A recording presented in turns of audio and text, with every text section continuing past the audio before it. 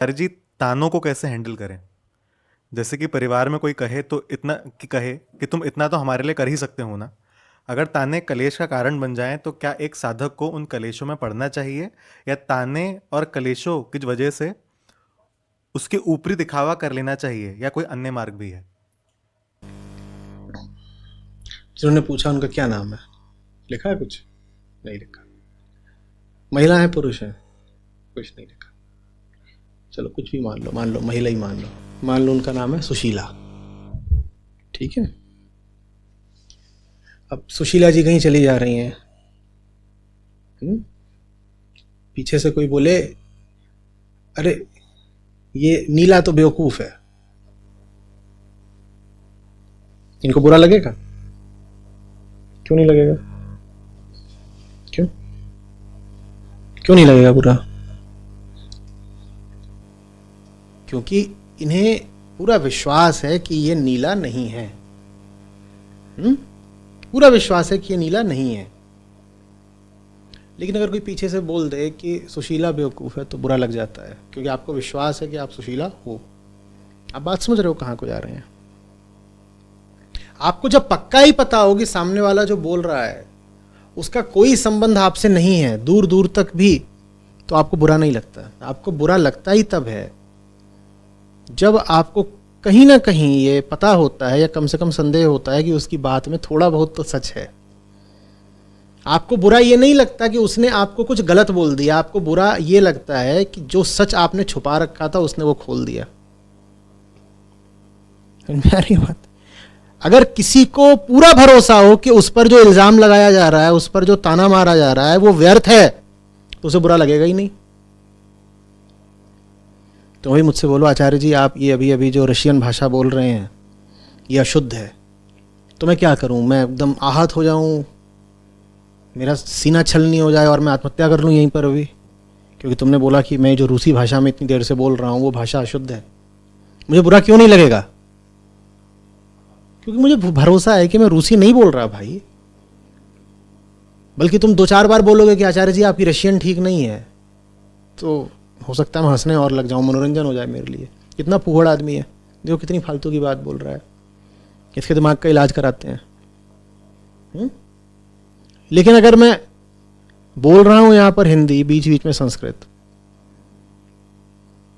और तुम बोल दो आचार्य जी संस्कृत पर आपकी पकड़ कुछ गहरी नहीं, और भीतर ही भीतर मैं भी जानता हूं कि ये तो बेटा सच्ची ही बात है, संस्कृत में तो हाथ हल्का है, और किसी ने पकड़ लिया बोल रहा है,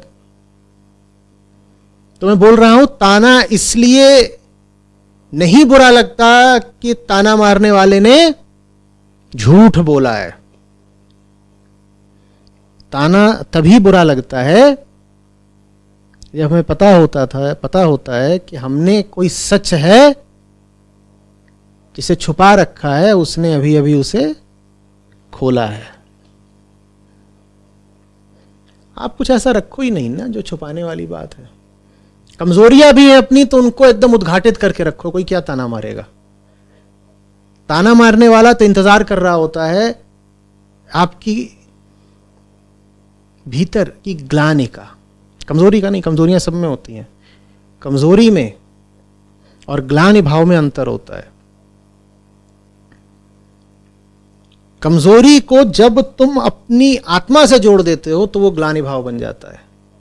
अन्यथा कमजोरियां तो प्राकृतिक हैं, कोई भी हर चीज में मजबूत नहीं हो सकता, श्रेष्ठ नहीं हो सकता। लेकिन जब तुम अपनी कमजोरी छुपाना शुरू कर देते हो, इसका मतलब होता है कि तुमने उस कमजोरी को बहुत महत्व दे दिया है, माने तुमने उसको आत्मिक बना लिया है, उसको मैं से जोड़ लिया, तभी तो छुपाना पड़ रहा है। नहीं तो तुम खुलेआम उसका प्रदर्शन कर देते, साफ साफ कह देते कि हाँ भाई इस चीज़ में तो हम बहुत कमज़ोर हैं। और जो आदमी अपनी कमजोरियों का खुला प्रदर्शन कर देता है उसको अब कोई क्या ताना मारेगा, ताने का क्या असर होगा? तो गलती अनात्म को आत्म बना लेने में है। एक ऐसी चीज जिसको छुपाना ही नहीं चाहिए था तुम छुपाए बैठे हो। तुम छुपाए इसलिए बैठे हो क्योंकि तो वो चीज तुमको लगती है बड़ी महत्वपूर्ण, तभी तो छुपा रहे हो। हल्की बातों को कोई छुपाता है क्या? और जहां तुमने छुपाया नहीं तहां ताने मारने वाले को तुमने मौका दे दिया, वो ताना मारेगा। मैं भी इस पर जा ही नहीं रहा कि जो ताना मारने वाला व्यक्ति है वो अंदर से कैसा है, उसको क्या झेलना पड़ रहा है, उसकी मानसिक अवस्था वगैरह क्या, मैं उसमें नहीं जा रहा। मैं भी आपकी बात कर रहा हूं। व्यंग, कटाक्ष, ये आपको इसीलिए लग जाते हैं क्योंकि आप दूसरों के सामने अपना एक ऐसा चेहरा दिखाना चाहते हो जो सच्चा नहीं है, और दूसरे ने ताड़ लिया क्या कि आप कोई झूठ है जो दूसरों को दर्शा रहे हो, वो खट से तीर मारेगा ताने का, आपका झूठ ढह जाएगा, आप आहत हो जाओगे। तानों से बचने का तरीका ही यही है, कुछ ऐसा अपने पास रखो ही मत जहां छुपा छुपी है।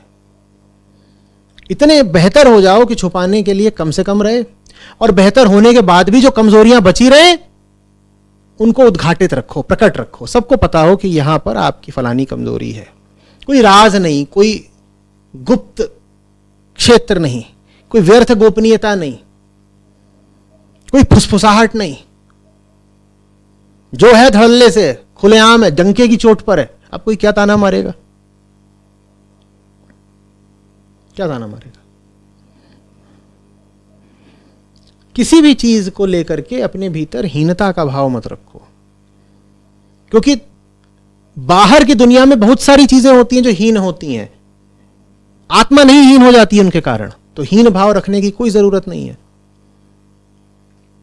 तुम्हारे पास पैसा कम है, तुम कम नहीं हो, तो झूठ मूठ पैसे का प्रदर्शन करोगे, कोई पकड़ लेगा कि ये देखो हमको दिखाने के लिए किराए की गाड़ी लेके आए थे और जता ऐसे रहे थे जैसे अपनी है। जैसे ही उसने ही पकड़ा नहीं, वैसे ही वो ताना मारेगा, अब फिर आपको चोट लग जाएगी, आपको अरे ताना मार दिया। ताना मारा ही इसीलिए क्योंकि तुम दिखावा कर रहे थे, निकाय को ताना मारता। कहीं ना कहीं तुम अपनी किसी कमजोरी को दिल से लगाए बैठे हो, इसीलिए तानों का तुम पर असर होता है। अपनी किसी कमजोरी को दिल से मत लगाओ। मैं ये नहीं कह रहा हूं कि अपनी सब कमजोरियां तुम मिटा सकते हो, महामानव ऐसा कोई नहीं होता जो अपनी एक एक कमजोरी मिटा दे।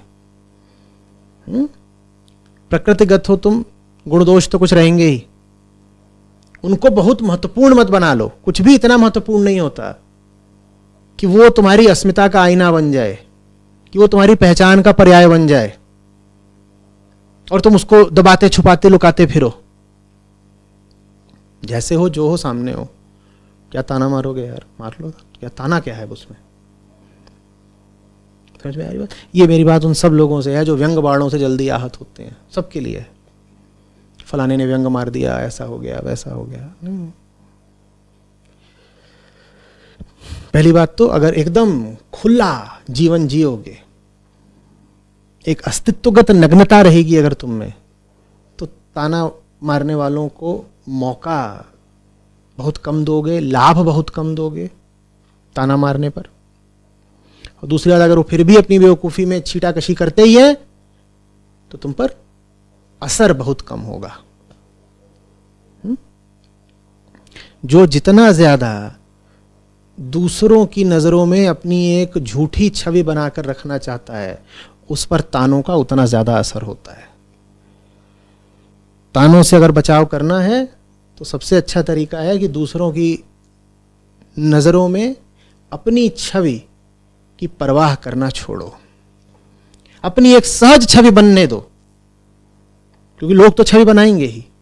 तुम कोई विशेष प्रयत्न मत करो कि तुम्हारी कोई बहुत ऊंची बड़ी प्रकाशित छवि बने दूसरों की नज़र में। जो तुम हो वही प्रदर्शित करो, वही दूसरों की दृष्टि में तुम्हारी छवि रहे।